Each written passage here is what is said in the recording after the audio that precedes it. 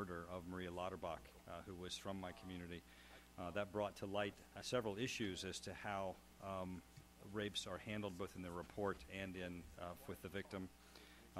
So I have worked with a number of members on issues where we've tried to find ways to change both laws and to work with DOD on ways that we can enhance the protection to victims and also find ways to provide them additional support. This report, I think, is an excellent report for a basis to begin the process of looking at additional ways that we can support victims. And I want to focus on one aspect of an item that I know is important to all of you, and that is the issue of culture. Almost in every sexual assault hearing that I go to, I read this provision of an answer that I got as a response to questions that I had submitted concerning Maria Lauterbach. General Kramlich of the U.S. Marine Corps was responding to a series of questions that I had posed with respect to the Maria Lauterbach case, and a number of statements that were made through DOD and through the Marines that I found troubling. One of those was that they had indicated that they had no notice that Maria Lauterbach might be at risk because there had been no violence that had been alleged in the allegations of what had occurred to her. So I wrote the question of, doesn't a rape accusation inherently contain an element of force or threat? And the answer that I got back was in May 2007, when Lauterbach formally made allegations of rape against Lorien. The command was only made aware of 2 reported sexual encounters, one sexual encounter characterized as consensual by Lauterbach and the other alleged to be rape. Lauterbach never alleged any violence or threat of violence in either sexual encounter.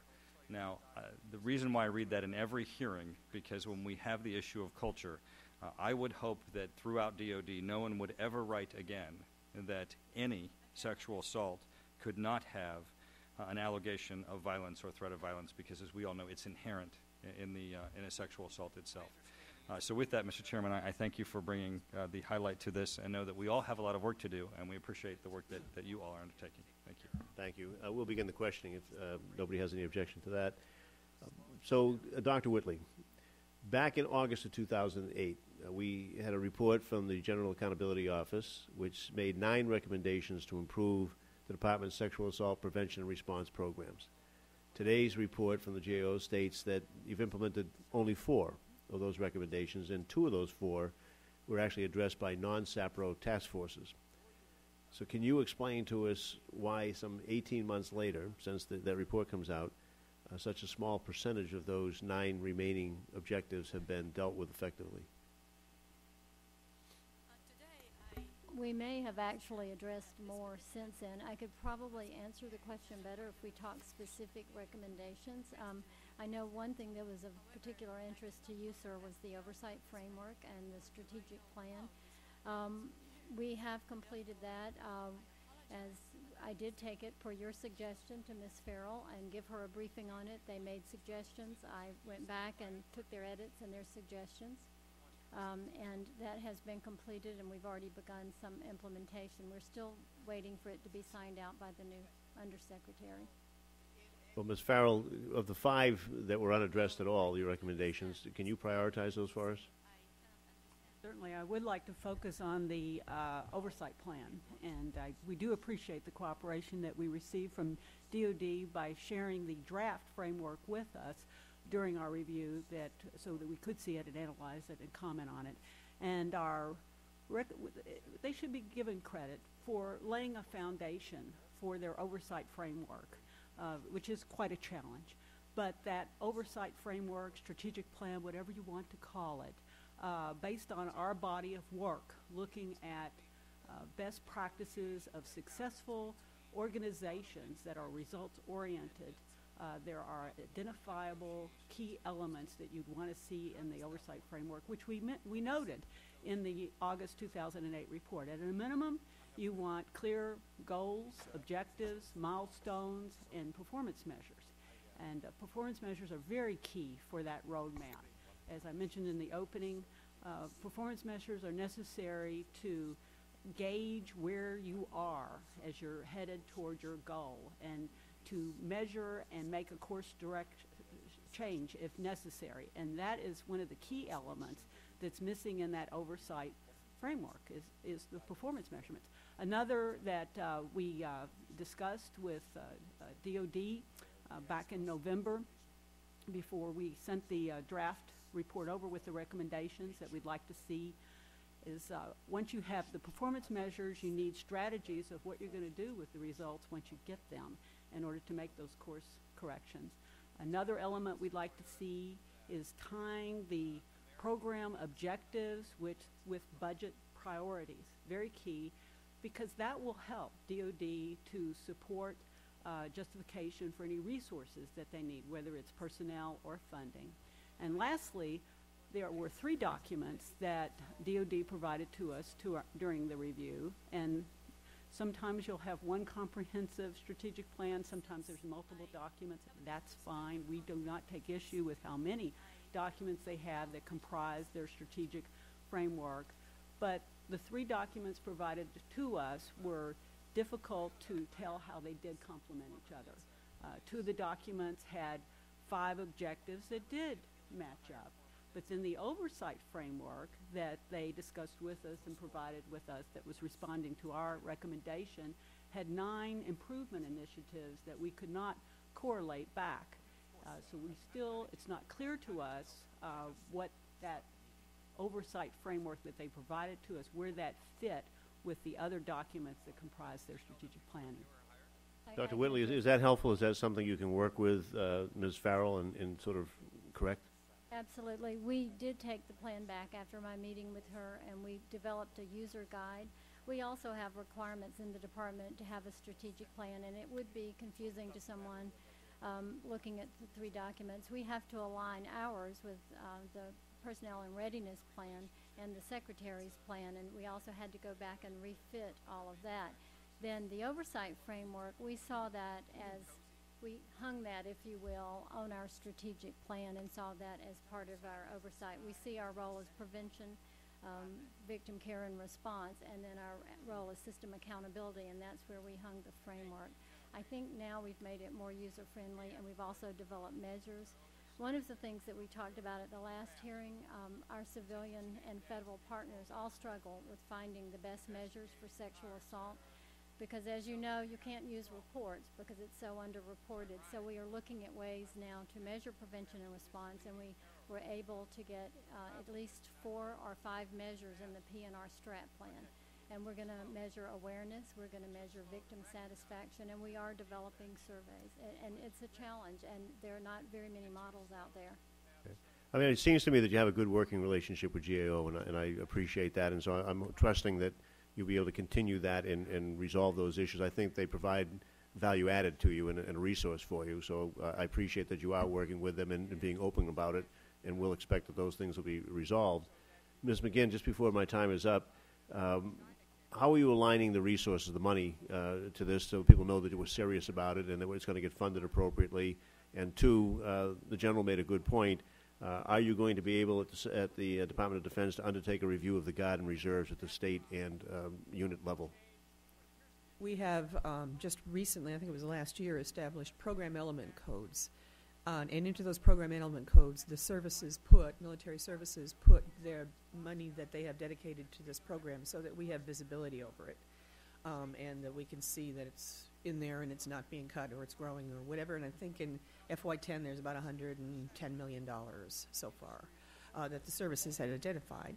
In addition to that, we have succeeded in getting additional funding for the Sexual Assault Prevention and Response Office, $20 million to help with our outreach efforts, our oversight efforts with the development of the database and those kinds of things. So we're watching the money, and 2, we're actively engaging in the budget process to try to find more money where necessary for it. And we absolutely believe we need to look harder at the Guard and Reserve. And we're looking at ways that we might do that. We do have a Yellow Ribbon program, as you know, that works with the Guard and Reserve, and we are involving the Guard and Reserve in our various oversight committees. So we agree with that recommendation. We'll take action on that. Mr. Flake. Thank you. Brigadier General Dunbar, you mentioned in your testimony that things were improving, and I just wasn't quite clear as to if you're referring to fewer incidents of abuse, and how would that be measured, or the plan being implemented, that is improving in speed, or can you qualify that statement? And maybe I heard it wrong, but Yes, but sir. you mentioned something like that. In terms of improving, what I'm referring to is that the program focus, certainly within the services, the leadership attention that is being given to it from the chairman of the Joint Chiefs of Staff to the service secretaries and the service chiefs, down to, in some locations, not universally all locations, unit commander involvement in addressing the issue. From the SAPRO standpoint, I think, since 2005, establishing restricted reporting, which, I think a lot of commanders were very reluctant to embrace. Now many people are seeing that as very good because more victims are coming forward, those victims who wouldn't have come forward had they not had that restricted reporting option. And so I think awareness is growing and appreciation for a lot of the mechanisms, thanks to Congress's oversight and thanks to just the continued emphasis we are having folks come on board. People are accepting the fact that sexual assault does occur within the military services and it needs to be addressed. So from a program standpoint, response has increased, even in the prevention area, which we were initially finding lacking. The fact that the DoD SAPRO office is really working the bystander intervention, all the services are addressing that. That is positive progress. But at the same time, one of the concerns that we have is that bystander intervention is not the be-all, end-all in terms of a comprehensive prevention strategy, and that more needs to be done. So progress, but still more to be done. Can somebody tell me, over the past, say, 2 years, has the reported cases of sexual abuse gone up or down?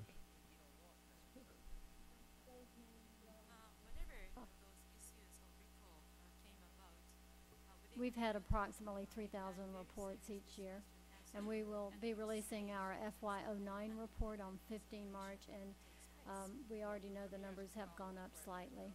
We hope, we want people to report. That's our goal in and the that's department. I guess my next question is, certainly the recommendations include increased awareness and education, and with that comes in reporting requirements, or not requirements, but structures that people are more comfortable with. Are there recognizing that part of improvement is getting more people to come forward? Are there metrics then to gauge whether we're improving or not in terms of incidents of sexual abuse, independent of how many are reported?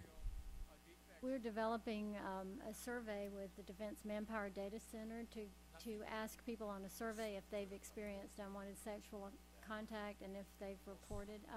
One statistic I do have, since we've had restricted reporting, it was the middle of June 2005, we've had over 2,600 people use the restricted option reporting. So that is data that tells me that that's something that we should continue, and that is a good option for us in reducing barriers to reporting. And we are working on other ways to measure the prevalence of sexual assault. Even in society, statistics show us that less than 18 to 20%, only about 18 to 20% of victims report to an authority, so it's vastly underreported. So what we're doing in our program is we're trying to remove the barriers that keep people from coming forward, and to try to build climates of confidence and to reduce stigma. And stigma is also a big, we want to reduce stigma for any type of mental health that people are seeking. Thank you. Mr. Turner, you're recognized for 5 minutes. Thank you, Mr. Chairman. After you all testify, there'll be a gentleman who's testifying, whose name is Merle Wilberding, who's an attorney who has worked with the Lauterbach family and has worked with my office on some of the legislation that we've sponsored on issues such as military protective orders, ensuring that they don't expire, and also that so local jurisdictions are notified, because actually in her case, the local jurisdiction did not know that a military protective order had been put in place, and we changed that in legislation with the National Defense Authorization Act. In addition to representing them, I just wanted to give you one fact about his legal career. As an Army JAG captain, he was assigned the responsibility to represent the government in the Lieutenant Calley appeal of his conviction in the infamous My Lai massacre. So he has a little bit of information on the inside, in addition to representing this family.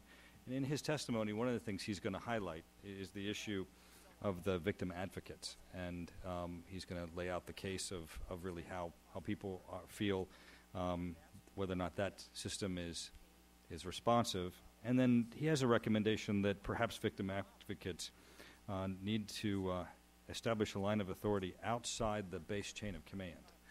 I wondered if you all might comment on that, having looked at the issue through your task force.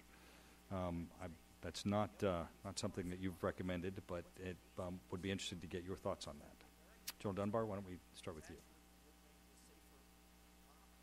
Congressman Turner, one of the things that we did recommend was to provide some confidentiality with the victim advocates, because in the statistics that we saw, approximately 78% of attorneys who were prosecuting cases had indicated that they would, or in the defense would, subpoena victim advocate records. And so when you know that you have victims who we tell to go to a victim advocate to seek the care, and yet at the same time know that they're vulnerable to having whatever they disclose be used against them, that is not what we would consider to be providing adequate victim support.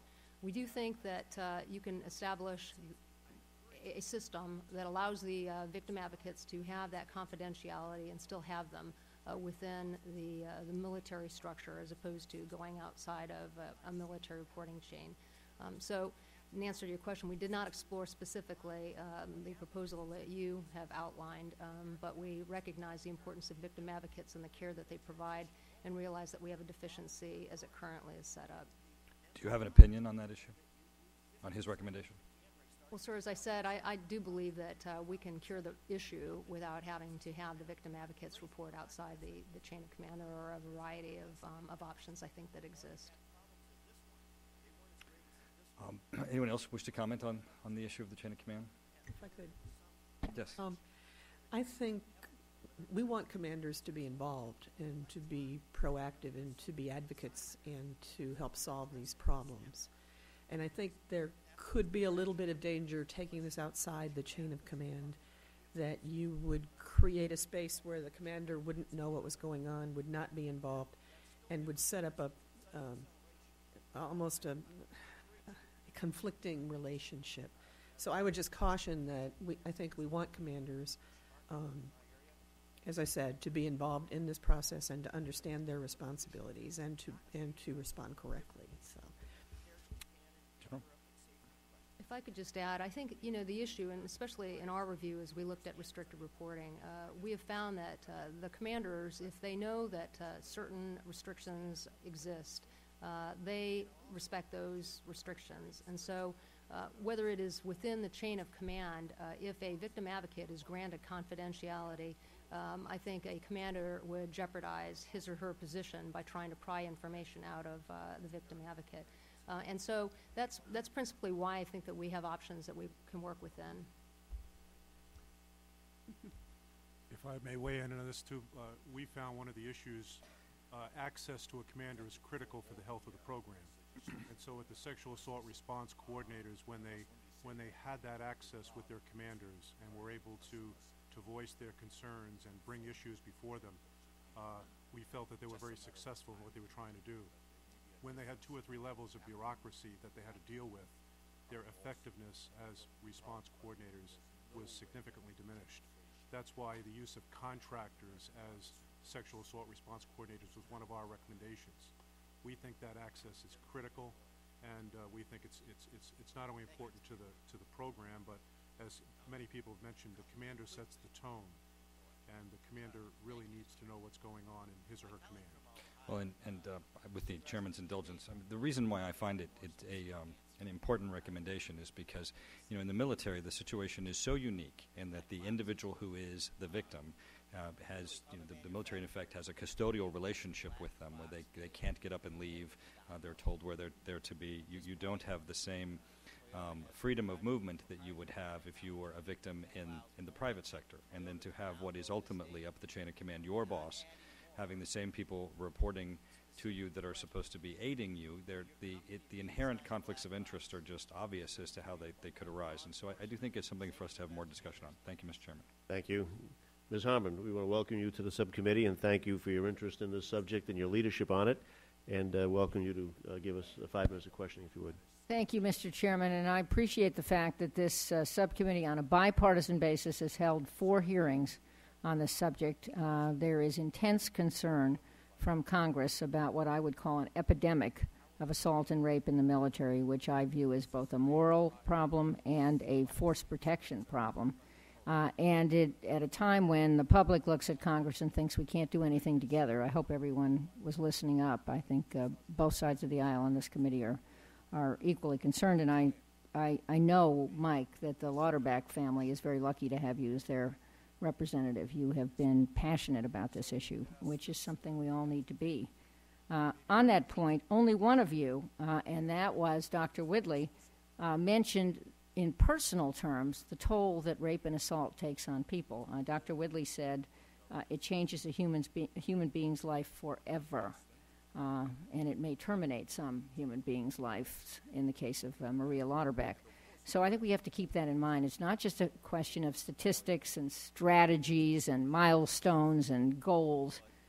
This is a deeply personal issue. It's a violation of one's physical space. And as the only woman member sitting up here, I want to say how strongly I feel about this and how urgently we have to fix this.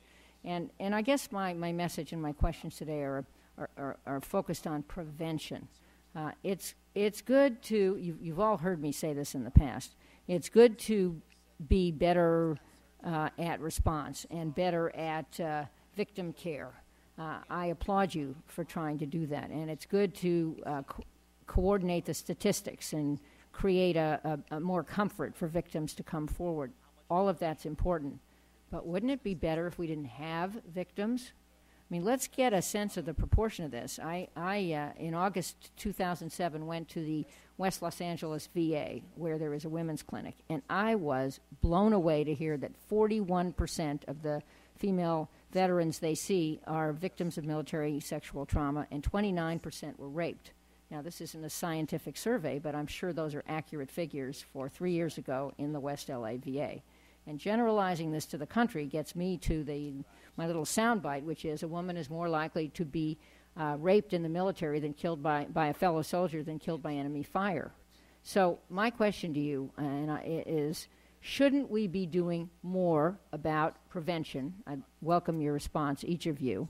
And specifically, shouldn't we be doing more of what the Army is doing with its I Am Strong campaign by hiring outside investigators and prosecutors to teach a team of 300, I understand, prosecutors in the Army to do a better job of investigating and prosecuting these rapes and assaults, so it sends a strong message to people that you cross a red line, and either as a perpetrator or as someone in the chain of command, and you pay a big penalty. Ms. Farrell? Thank you.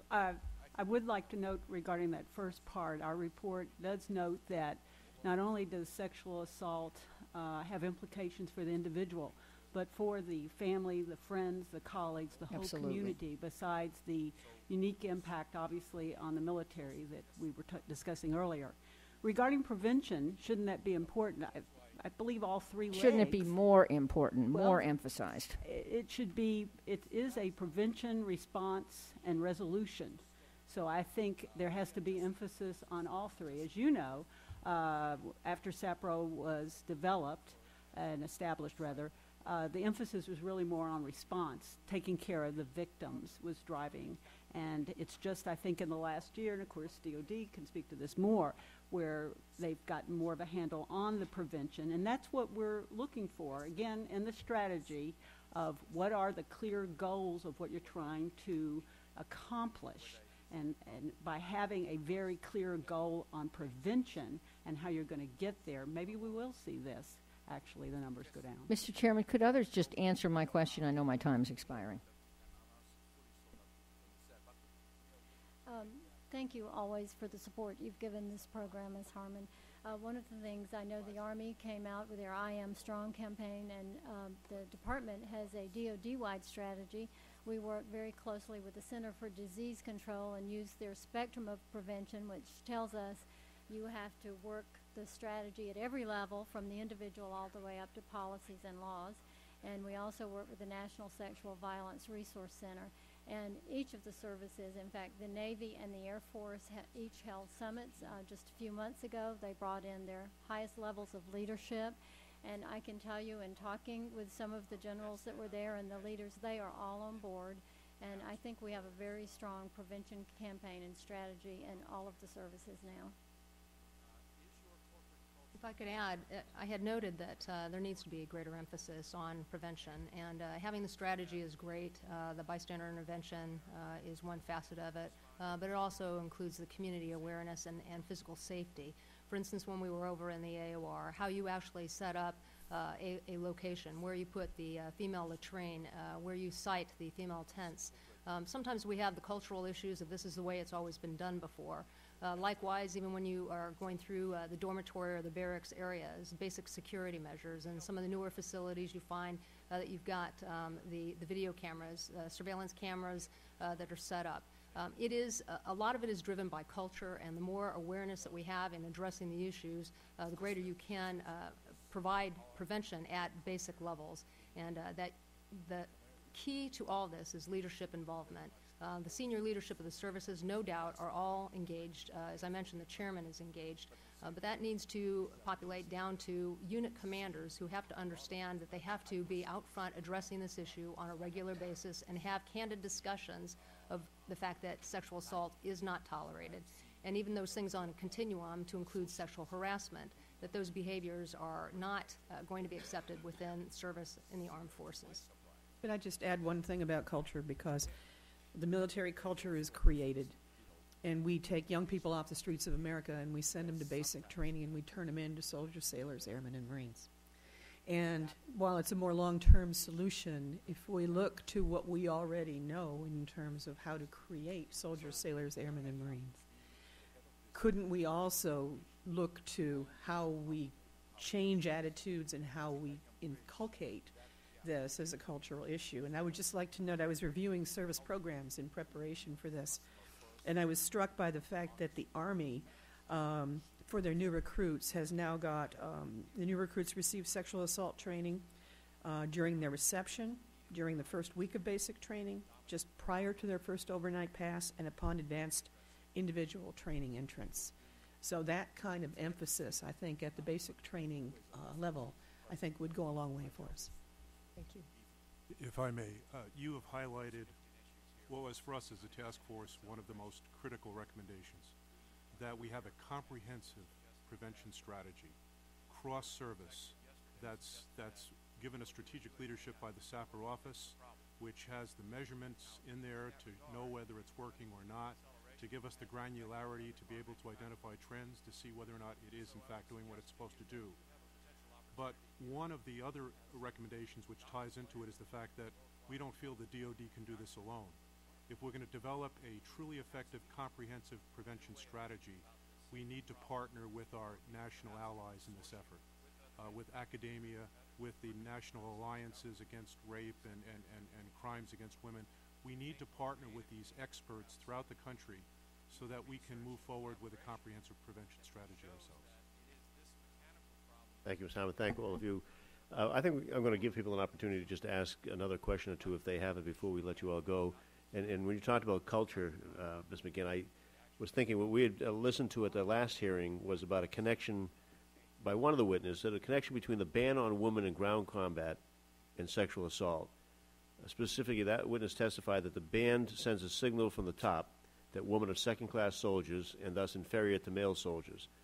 And the inferiority perpetuates an antagonistic view of women that helps create a culture that is conducive to sexual assault. Do you want to reflect on that for us, whether you think that's true or not, and what we might do about it if it is? I haven't really given that any thought. I do know that, and I think it was in the last task force report on the academies that ISL can correct me, that the task force noted that at the academies, the percentage of women that you had made a difference in terms of the attitudes and the way that people were treated. That there needed to be kind of a critical mass of women there.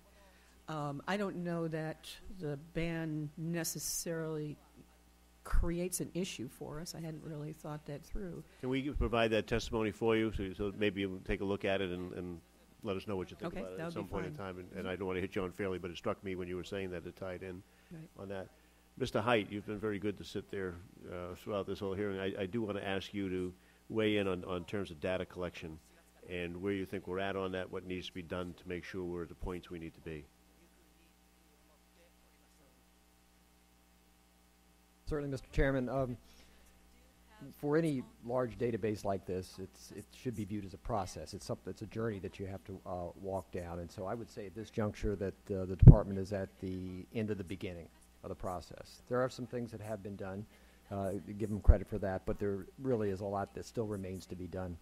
And while I'm cautiously optimistic going forward, in part because the department agreed with the recommendations we laid out, which was things that need to be done going forward, I do have some doubts, and some of those doubts surround what I believe is the need for perhaps more staffing in the program office that's devoted to the acquisition and the implementation of this database, and to make sure that we're not too reliant on contractors to do that work for us. Thank you very much. Then there's finally the last question I had on this was priorities for the General and the Admiral to address. I think you mentioned one of them, prevention. Is there, amongst the many recommendations that you made to improve the prevention and response program, is there another priority that you think needs attention right away and to a better degree than it's getting now? We've already discussed the data. We absolutely believe that the database and the tracking for accountability is essential in order to be able to do trend analysis to further address the issue. Without that, we continue to just kind of chase tails around the table. Right. Mr. Flake, you any questions? I'll just yield my time to Mr. Turner. I know he's been working Turner? on this a lot. Thank you, Mr. Chairman. In looking to the report, General Dunbar, you and I spoke about the issue that there are a number of recommendations in it that are for congressional action. As you know, the National Defense Authorization Act will be moving here in the next couple of months. Jane Harmon and I last year got a number of things that were in it. Obviously, the report, we can peruse through it and pick out those things that are highlighted as congressional action to take action.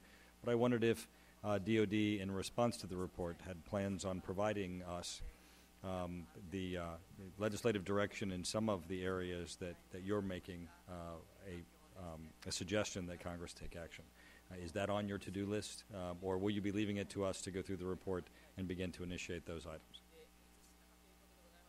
Congressman Turner, we provided those recommendations to the Department of Defense, and the Secretary of Defense and the military services are looking at that, and they will be providing, Secretary of Defense, I believe on the 1st of March, will be providing the report with his comments. So we will leave it up to the Department of Defense. The task force, for the most part, has concluded its review in providing the report to the Secretary of Defense. Ms. McGinn, are you aware of whether or not they had some very specific recommendations when we met in my office? I saw the urgency of it and was saying, gosh, we need to get on these.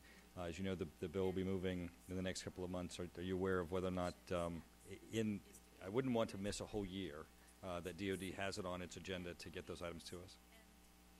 If I'm not mistaken, I think in the process right now, we have been working with the military departments, looking at all of the recommendations of the task force and sorting out an overall DOD response because not everybody agrees with everything. So our job is to adjudicate that and make a consolidated position for the Secretary.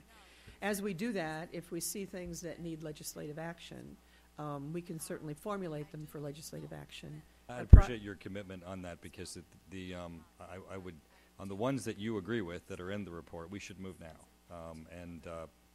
Rather than our just taking them and putting them forward and then waiting for a response, it would be great if we could work together on that. Just to be honest with you, our process might take longer than that. The process is a bureaucratic process in the building, so Well, we'll that's the have to go information I back. needed to know, because if we need to start the process without a DOD, we certainly have the report, and I can get with Right. members, including Jane, to see what items that she sees that are important that we might need to move forward. Thank you. Ms. Hammond, do you have an additional question or two you want? Thank you, Mr. Chairman. Well, I'm I gonna go to assume Ms. your I'm committee gonna go to member? Ms. wanna- Spear, if you're done, that she's Oh. next and final here. Well, if I would, You I got to would go yield with to it. you first. I got to go If now? you have it, go with it. And then I'll go Okay, to Ms. Spear. okay. Two things. First, the comment on leadership. I surely agree. I have spoken personally to the Secretary of Defense and the Chairman of the Joint Chiefs about speaking out on this issue. We all know that Don't Ask, Don't Tell has gotten a lot of airtime lately. I personally hope we repeal that policy, but they have spoken out on that issue, and I would just use my time to urge them to speak out on this very compelling issue. But here's my question. In the I understand in the new GAO report you have findings, for example, that say victims don't seek prosecutions for fear of a humiliating public trial, and you also say that half the women who do not report rape or sexual assault do so for fear of retaliation. There are remedies for these things. For example, you could recommend some way to close the trial so it would not be publicly humiliating, or you could recommend that people have an easier time to seek a base transfer in the case of those who worry that they would be retaliated against. That was one of the issues in the Lauterbach problem. Why didn't you make those recommendations? I think this is the task force report. I see. not to be Okay. confused Excuse with me. the, I did confuse GAO it with yours. report. Defense Task Force. You folks in the middle. Why didn't you make those recommendations?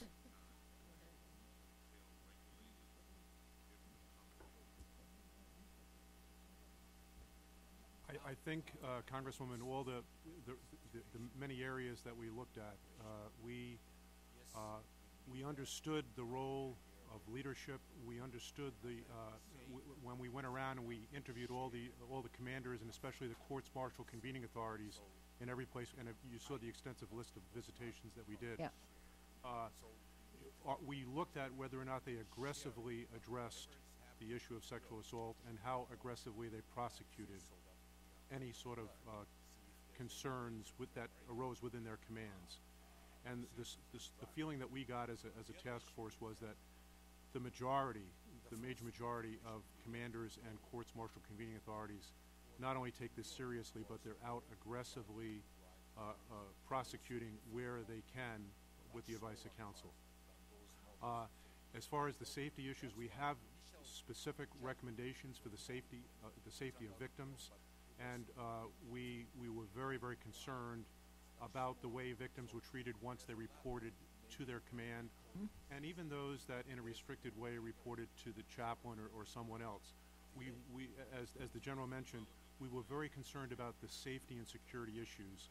We even went to into the barracks and in the dormitories of the Air Force. We went to see about the security issues that were there, and how were people handled, how were they processed, how were they tended to whenever they reported an incident of sexual assault.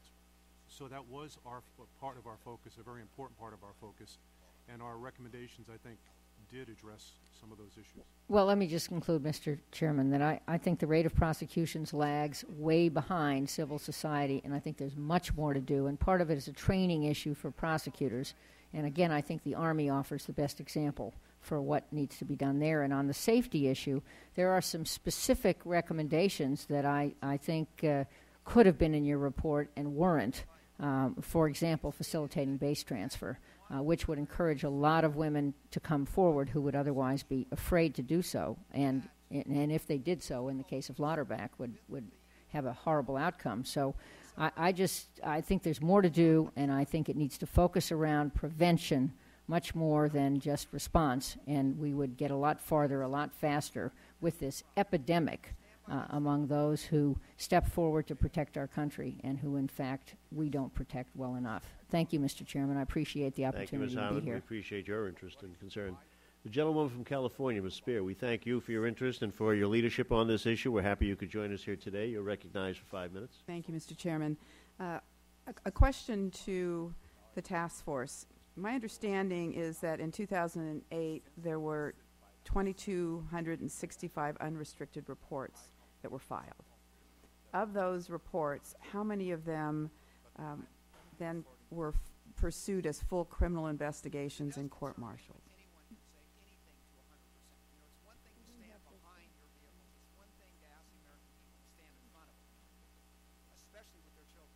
Congresswoman, I believe that actually the SAPRO office is better suited because they have the data for that to answer the question. Right. I think we have the report for this.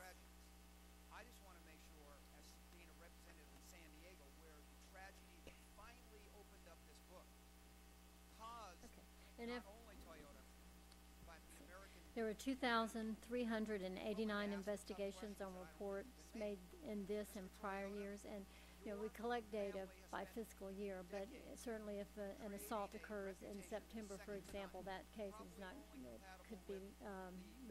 may not be completed by then. But there were 2,763 subjects. 592 were pending disposition. 136 subjects were civilians or foreign nationals not subject to the UCMJ, so the commander couldn't take action. There were 129 subjects that were unidentified. There were 1,074 subjects that had cases that were unsubstantiated, unfounded, lacked sufficient evidence, or involved a victim that recanted or a subject that died. There were 1,339 subjects that were referred by commanders for the following actions. There were 317 referred for courts-martial, 247 for non-judicial punishments, and 268 administrative actions or discharges. All right. If I understand this correctly, over half of the cases, or just about half of the cases, were not dealt with. You said 1,074 because of lack of evidence or recanting or the like. So half of those people who had the guts to come forward were dismissed for whatever reasons, correct? And then of the remaining, you have 317 that were court-martials of that original 2,300 figure, and 247 that had some kind of administrative action taken. So I'm in the service. I know those figures. What's the likelihood of me reporting a second time when of those who had the guts to report end up seeing that half of them are thrown out? Now, I don't know the circumstances under when they were or how they were thrown out, but those numbers are chilling. And if, in fact, there are so many more that go unreported for the very reason that they're concerned about ostracism or retaliation, we've got a bigger problem than one might suspect. Well, there's another point that we have 6 different categories of sexual assault in the UCMJ, from the least egregious, which would be indecent touching, to aggravated assault or rape. So there's a wide variety of sexual assaults. It's not just rape. But what you were talking wait a second, about... with all due respect, unwelcome touching, to me, is an assault. And I think for most women, it would be an assault. So to somehow diminish them because there are levels of gravity is not really comforting. And the commander does have the discretion to award a punishment that he feels fits the crime, if you will. And we do provide synopses in our annual report, which describes each of these cases. And I don't think you will get any of us disagreeing with you. And we know we can do better. And just as Ms. Harmon said, part of her interest and her relationship with the former Secretary of the Army, we are looking closer at how to train trial counsel. And we actually just got the funding to train prosecutors and investigators so that we can improve the process. But I wanted to comment on something. You used the word chilling, and there is something in the literature called the chilling effect. And if you do send a case to courts-martial and that person gets off, by the time it gets back to the people in the unit or the people in the academy, they think usually the perception is the victim lied, or and it has a tremendous effect when that happens. So I would suggest a couple things. One is there's got to be a way to videotape a victim and change their voice so that they aren't necessarily specifically identifiable. 2, I think that there should be a zero tolerance policy that is communicated everywhere, and then is reflected in what actually takes place. And 3rd, I think there should be some kind of a review of those women who come forward and who make a complaint. There is a court-martial.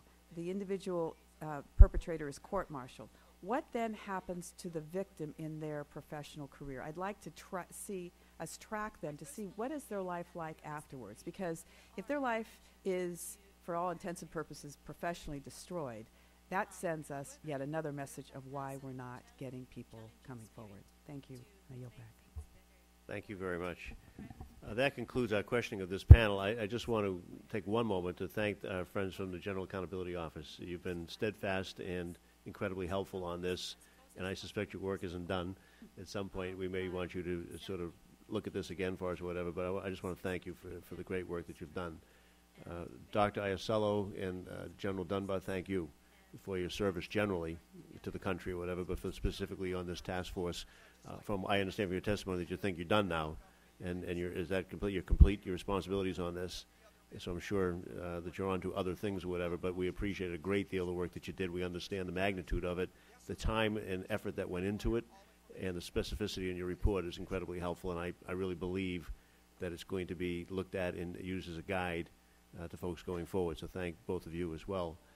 And Dr. Whitley and Ms. McGinn, when this whole series of hearings started, we weren't too favorably disposed towards the department's attitude toward this. And that's nothing personal against Dr. Whitley, because I think she had her work impeded.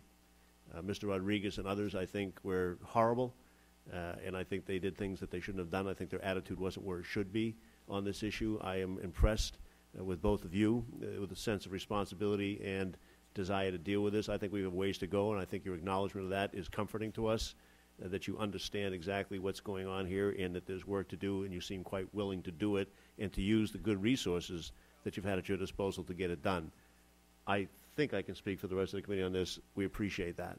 It's not always been the case. It gives us a feeling that as we go forward, we don't have to have hearing after hearing after hearing to see whether or not the Department of Defense takes us seriously on that. So good luck going forward on that. Thank you, everybody, for your work on that. I hope that the men and women in the service are somewhat comforted by the fact that you're on it, you're on the case, and you're working on it, and as a group, we'll all take this as a joint challenge and move forward. Thank you very much. At this point in time, I want to thank the witnesses on this panel, and we'll now receive testimony from our second panel before us, Mr. Merle Wilberding. Thank you. Okay, I'll stay.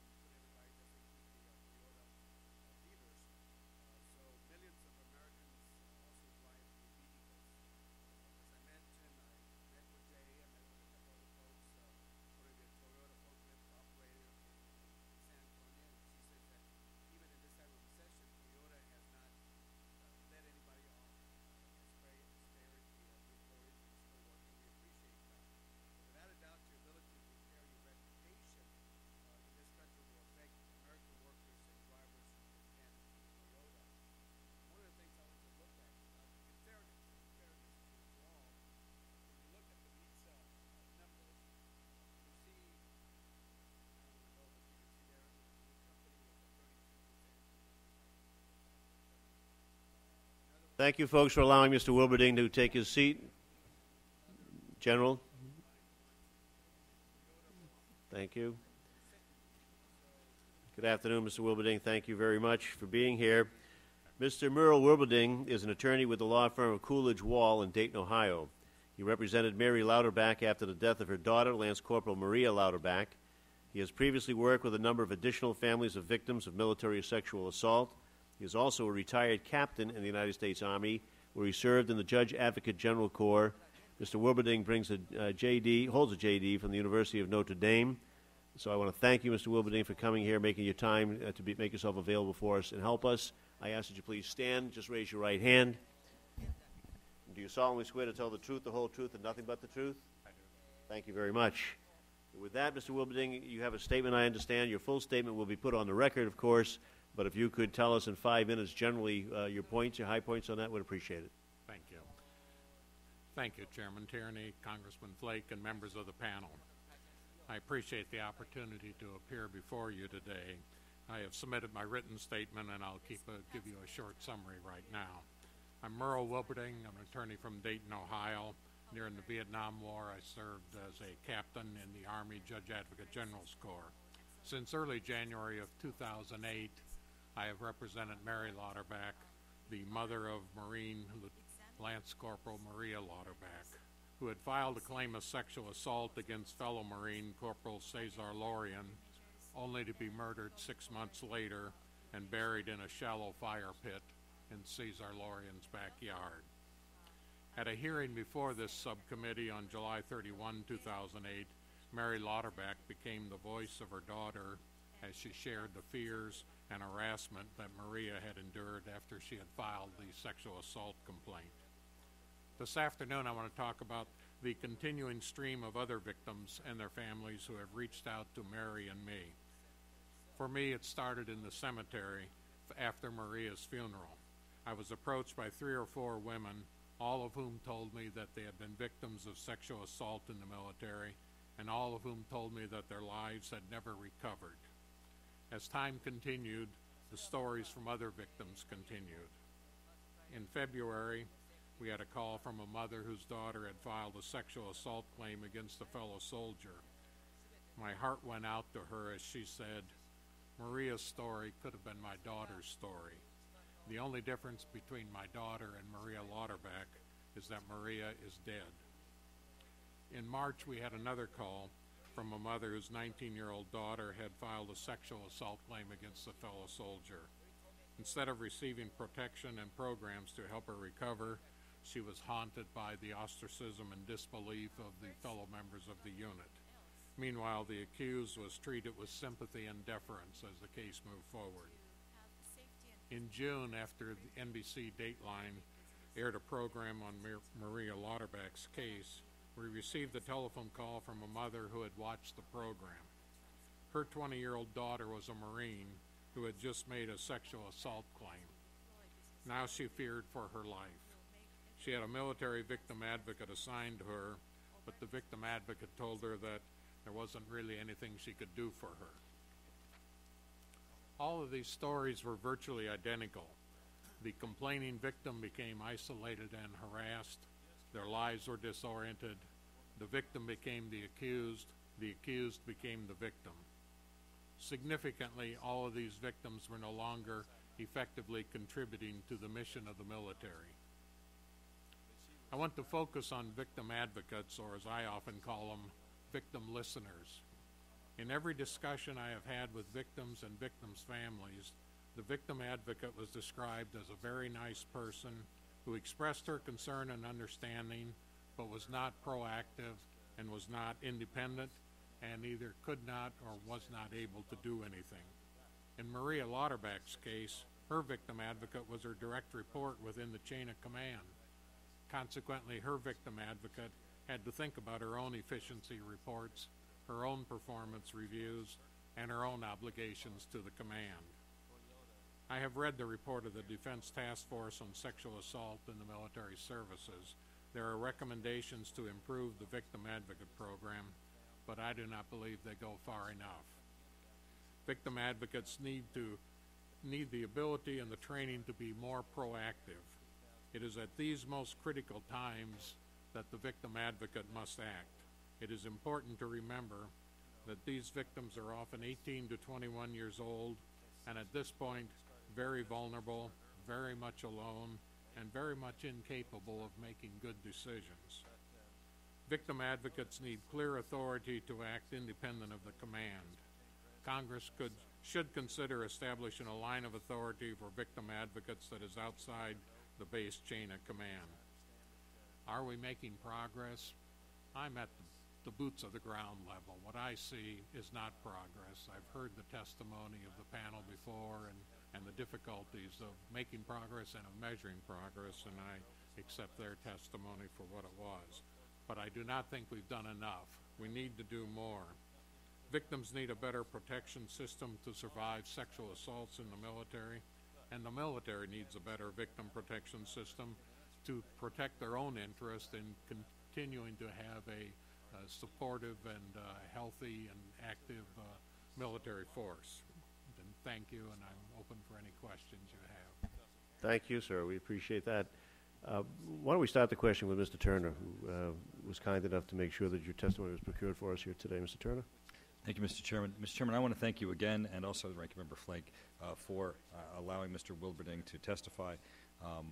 In addition to his work, obviously his perspective is, with the Lauterbach family, his perspective is very helpful to us as he has reviewed the report that we had just received.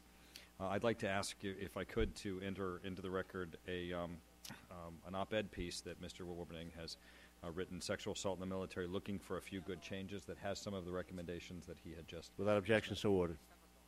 And I wanted to ask Mr. Wilberding, when you began to represent the Lauterbach family and the facts began to unfold, you had a critical eye and ability to look at where things went wrong, where the military and DOD did things wrong.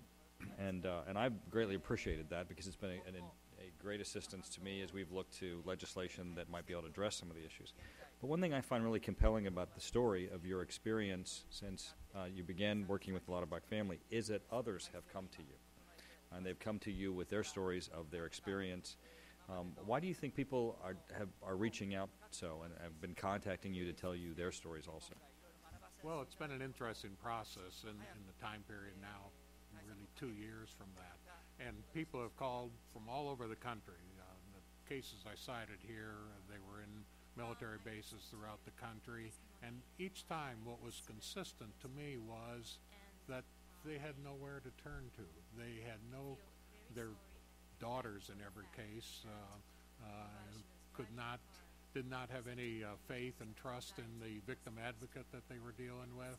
They didn't have any faith in the superiors dealing with. They were really struggling, and these are, for the most part, hard-working people who didn't have the money to go to the faraway places. In every instance, as their daughter was a very long distance from home. So there wasn't the support system for the daughter from the home that you could have, for example, if a rape occurred in a college atmosphere. There are a lot of other ones, but in the military it's different. And I think they were reaching out to us primarily because, one, they wanted to tell their story. I thought they really wanted to get the story out of the struggles and frustrations they had. And two, I think they were looking for a support group to have them reassure that people cared about them. Because I thought that was what I really felt, is that they were so alone. Their daughters were so alone, and they were getting no support from anyone in the military. And that's what they were reaching out for. Well, your recommendation on the victim advocates in taking them from the chain of command, how will that allow them to be more proactive, and what would that do to help us in this system? Well, it's an interesting concept, and especially in the light of the conversation from the panel earlier today.